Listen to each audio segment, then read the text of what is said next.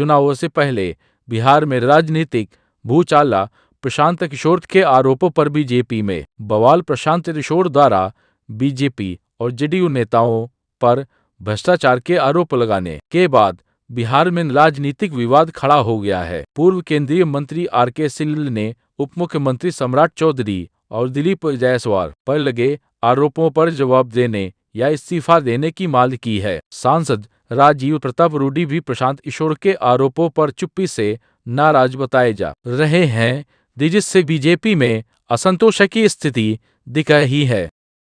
बरेली में प्रदर्शन से पहले हाई अलर्ट धारा 163 लागू। बरेली में मौलाना तौकीर रजा खाकी के प्रदर्शन से पहले सुरक्षा व्यवस्था कड़ी कर दी गई है। एसएसपी अनुराग आर्य ने सुरक्षा योजना बनाई है। जिले में हाई अलर्ट घोषित किया गया है और शहर के बाहर जाने वाले रास्तों पर नाकेबंदी की जा रही है।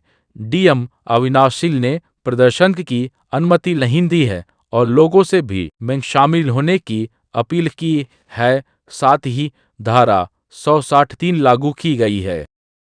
द्वारा सारांशित 3 मिनट पहले ट्रंप कार्य में ट्रिपल तोड़फोड़ का आरोप। ट्रंप ने में 3 साजिशों का आरोप लगाया, जिसमें एस्केलेटर का अचानक बंद होना और टेलीप्रॉम्प्टर का बंद होना शामिल है। ट्रंप ने बिना टेलीप्रॉम्प्टर के 50-7 मिनट का भाषण और यूरोप की साउंड सिस्टम बंद होने के कारण नेताओं को ट्रांसलेशन की ईयरपीस का सहारा लेना पड़ा। इटली की प्रधानमंत्री जॉर्जिया मेलोनी ने कहा कि वेस्टइंडीज टेस्ट सीरीज के लिए टीम इंडिया का ऐलान कई खिलाड़ियों को किया गया नजरअंदाज। वेस्टइंडीज के खिलाफ टेस्ट सीरीज के लिए टीम इंडिया का ऐलान किया गया है, जिसमें रवींद्र जडेजा को उपकप्तान बनाया गया है। देवदत्त पडिक्कल एंड जगदीशन वाशिंगटन सुंदर और साई सुदर्शन को टीम में जगह मिली है, जबकि करुण नायर और मोहम्मद शमी को नजरअंदाज किया गया। करुण नायर 33 साल के हो चुके हैं और शमी ने 2023 के बाद से कोई टेस्ट मैच नहीं खेला है, जिससे उनकी वापसी मुश्किल लग रही है। ट्रंप का ब्रांडेड दवाओं पर 100% ये टैरिफ का ऐलान। डोनाल्ड ट्रंप ने अक्टूबर 2025 से ब्रांडेड दवाओं के आयात पर 100% टैरिफ लगाने की घोषणा की है, जो उन कंपनियों पर लागू होगा जो अमेरिका में निर्माण नहीं कर रही हैं। ट्रंप का लक्ष्य दवा कंपनियों को अमेरिका में निर्माण के लिए प्रोत्साहित करना है, जिससे रोजगार और घरेलू उत्पादन को बढ़ावा मिलेगा। इस फैसले से भारत, चीन और यूरोप की दवा कंपनियों पर असर पड़ेगा और अमेरिकी बाजार में दवाओं की कीमतों में बदलाव हो सकता है।